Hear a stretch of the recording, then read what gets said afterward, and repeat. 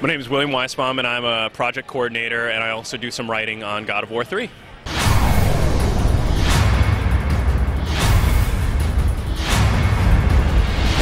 Can you tell us about how the storyline fits into the God of War trilogy so far?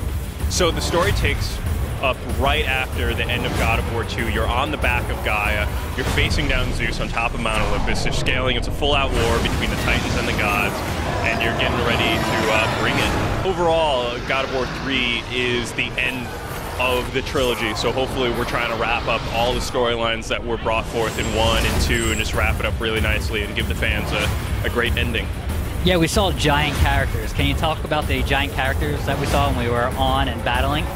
So in this first section of the game, you're on Gaia, the Titan, the leader of the Titans, and she is attacked by a water creature called the Leviathan, and it bursts right on through her wrist. So you're actually battling on top of her, this giant creature, while she's moving around and flailing, and we have real-time motion so that when she throws back her wrist, Kratos will switch into a climbing mode and you can keep on attacking. She can even flip her arm upside down, and you'll be hanging from, and you can still just keep on attacking. It's really great. Can you talk about Kratos and his character development? How long has he been in development? And also, how has he changed since starting out?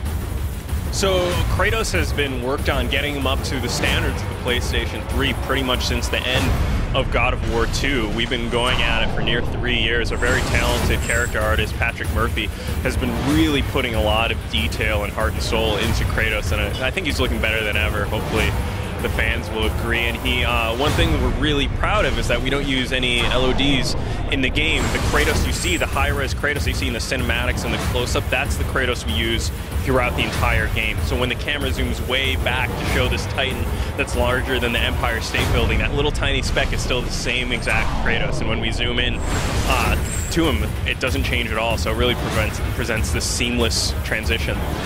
How does Kratos look from his first rough draft as God of War development was starting out God of War 3?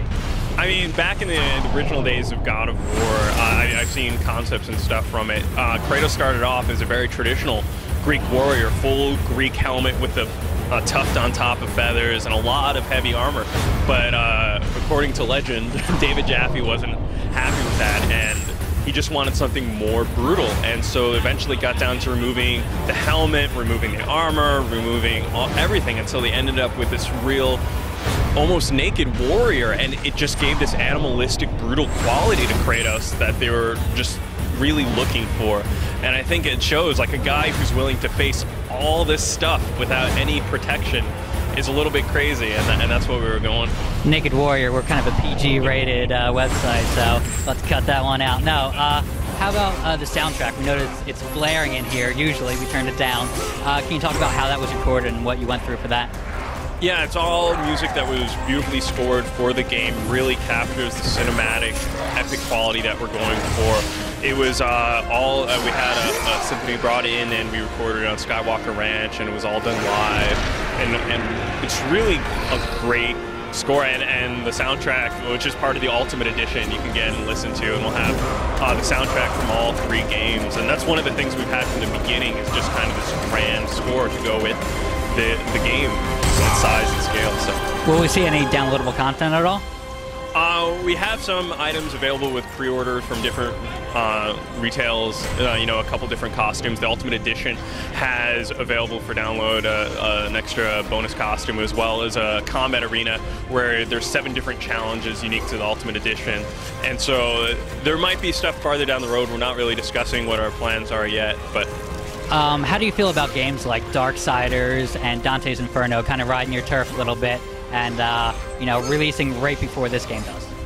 Well, we make action games, and we love playing action games, so the more the better for us, so we're all excited to get our hands on them. So it's great to have the other games out there, and hopefully we can fit in with them, and fans will like it. Last question, who would you cast as Kratos? Probably myself. I think it's the role I've been waiting for. I've been working out a lot since the project started, so if you're hearing me out there, fans, me. All right, you heard it here. The game comes out March 16th. March 16th. Stay tuned, and we'll have a review on Gamingtarget. Thank you.